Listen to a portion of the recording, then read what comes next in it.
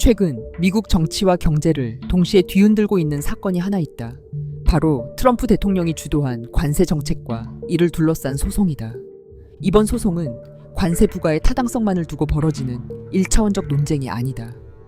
대통령의 권한이 어디까지 허용되는지, 의회와 행정부 사이의 힘의 균형이 어떻게 조정될 것인지, 나아가 미국 경제와 국제 무역 질서가 어떤 방향으로 흘러갈 것인지를 보여주는 중대한 분수령이다.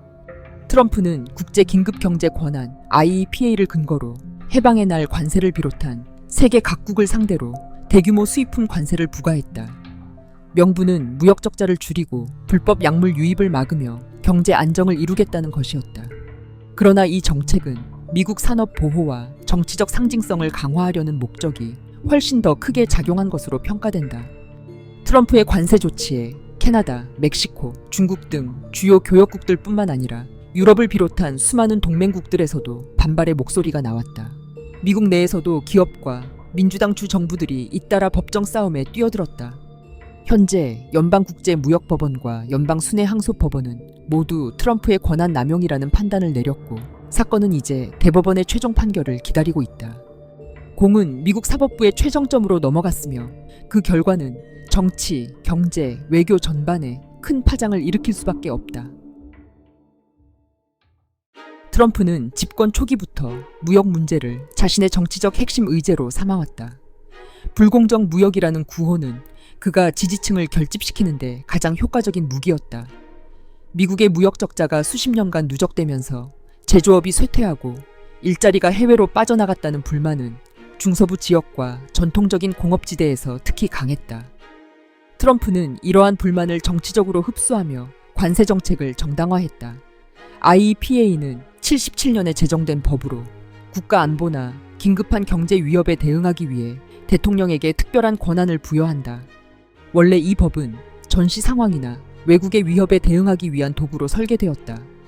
그러나 트럼프는 이 법을 근거로 무역 문제를 긴급 사안으로 규정하고 주요 교역국에 고율의 관세를 매겼다. 특히 해방의 날 관세는 불법 약물 유입을 차단한다는 명목 아래 멕시코와 캐나다산 제품을 겨냥한 조치였다.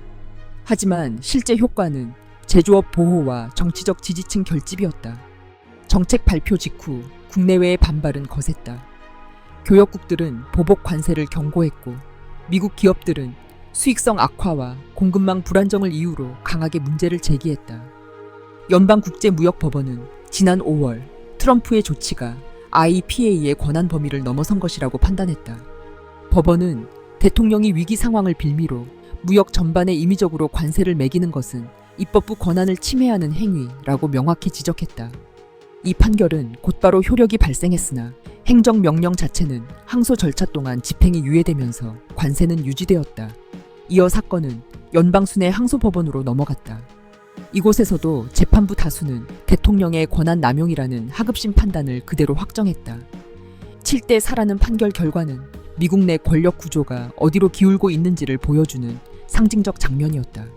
하지만 항소심 역시 일정 기간 효력 유예를 결정하면서 관세 조치는 당분간 유지될 수 있었다. 트럼프는 이에 굴하지 않고 곧바로 대법원에 상고했다. 이제 사건은 미국 사법부의 최종 판단을 기다리는 상황이 되었고 정치적 의미는 더욱 커졌다. 대법원이 어떤 결정을 내리느냐에 따라 대통령의 긴급 권한 범위, 의회와 행정부의 권력 균형, 그리고 국제 무역 질서가 새롭게 규정될 가능성이 있기 때문이다.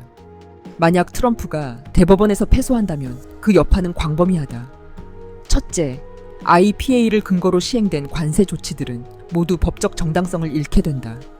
미국 정부가 추진한 무역 정책 상당 부분이 무효화되면서 국제사회와의 협정에도 심각한 혼란이 발생할 수 있다. 한국, 일본, 유럽연합과 체결한 합의가 무력화될 가능성이 제기되는 이유가 여기에 있다. 둘째, 경제적 충격이 불가피하다. 이미 관세를 낸 기업들은 정부를 상대로 환급소송을 제기할 수 있다. 수십억 불에 달하는 관세 수입이 환불 대상으로 전환될 경우 연방정부 재정에 큰 부담이 된다. 이는 돈의 문제이자 정부 정책의 예측 가능성과 신뢰성을 무너뜨리는 결과를 가져온다. 셋째, 정치적 파장도 무시할 수 없다. 트럼프는 관세 정책을 지지층 결집의 수단으로 활용해왔다. 그러나 대법원에서의 패소는 권한 남용이라는 낙인을 확정짓는 결과가 될 수 있으며 이는 정치적 타격으로 이어진다. 동시에 앞으로의 대통령들도 긴급 권한을 자의적으로 확대 해석하기 어려워지며 미국 헌정 질서의 새로운 기준이 마련될 것이다. 트럼프의 관세 소송은 무역 분쟁을 넘어선 사건이다. 이 문제는 대통령의 권한 한계를 어디까지 인정할 것인지, 의회와 행정부의 권력 균형을 어떻게 다시 세울 것인지, 나아가 미국의 국제적 위상과 경제 구조가 어떤 방향으로 흘러갈 것인지를 가늠하는 시금석이다. 만약 대법원이 트럼프의 손을 들어준다면 대통령 권한의 범위는 한층 넓어질 것이다. 그러나 패소가 확정된다면 긴급 권한 남용에 대해서는 강하게 제동이 걸리게 되며 대통령의 독자적 무역 정책 추진은 사실상 불가능해질 수 있다. 동시에 지금까지 진행된 세계 각국들과의 관세 합의도 원점으로 돌아간다. 사실상 무효화되는 것이다. 보수 성향의 대법원이 위기 대응이라는 명분을 일정 부분 수용할 가능성도 남아있다. 이 경우 일부 관세는 유지되겠지만 대통령 권한의 범위는 과거보다 엄격히 제한되는 판례가 될 것이다.